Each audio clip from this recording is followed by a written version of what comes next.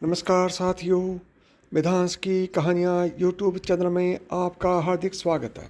आज की कहानी का शीर्षक है रावण ने पूरे कैलाश पर्वत को क्यों हिलाकर रख दिया था।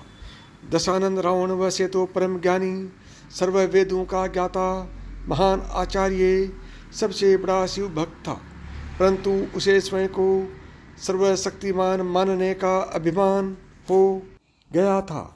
और जैसा कि हम सभी जानते हैं कि किसी का अभिमान ज़्यादा लंबे समय तक टिकता नहीं है, तो एक बार उसने अपनी शक्ति के आवेश में आकर भगवान शिव का सिंहासन अर्थात संपूर्ण कैलाश पर्वत को उठाने का प्रयास किया, जिसके कारण संपूर्ण जगत भयभीत हो गया।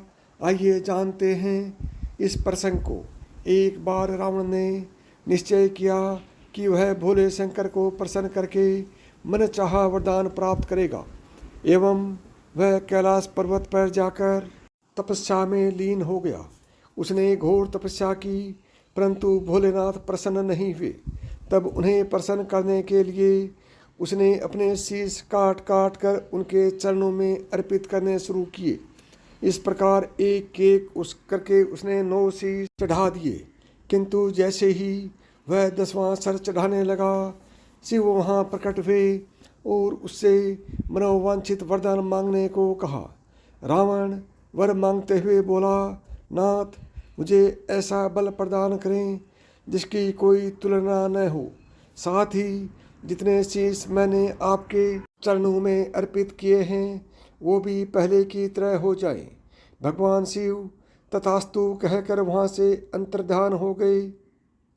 रावण ने मन ही मन सोचा कि अब तो उससे ज़्यादा बलशाली इस समस्त त्रिभुवन में कोई है ही नहीं। इधर रावण द्वारा वरदान प्राप्त करने से देवताओं एवं ऋषियों की चिंता बढ़ गई। उन्होंने देव ऋषि नारद से इस समस्या का समाधान पूछा।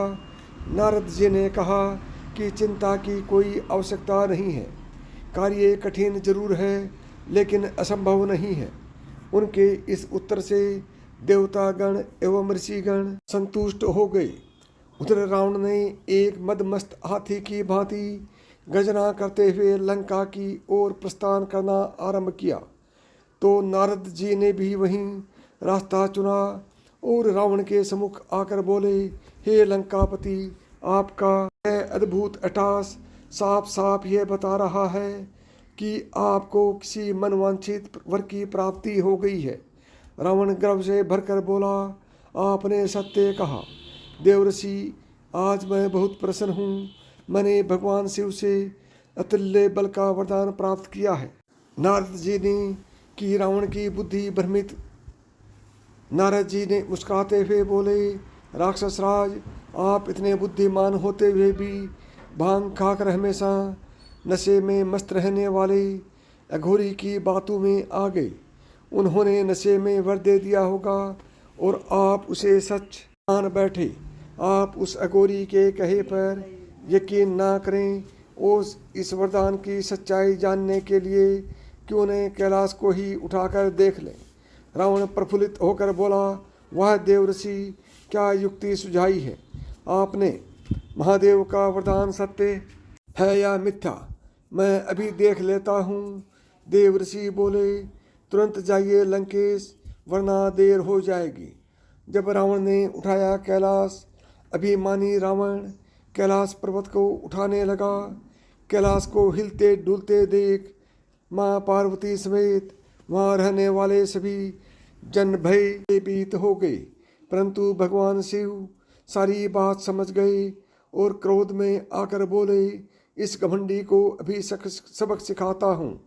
यह कहकर उन्होंने पैर के एक अंगूठे से कैलाश पर्वत को थोड़ा सा दबा दिया, जिससे रावण उसके नीचे दबकर चटपटाने लगा और शिवजी को शांत करने के लिए उनकी स्तुति करने लगा। साथियों, यह कहानी आपको कैसी लगी कमेंट करके बताएं, और अभी तक आपने मिधांस की कहानियाँ यूट्यूब चैनल को सब्सक्राइब नहीं किया है तो अभी सब्सक्राइब करें। नमस्कार दोस्तों, जय शिव जी महाराज।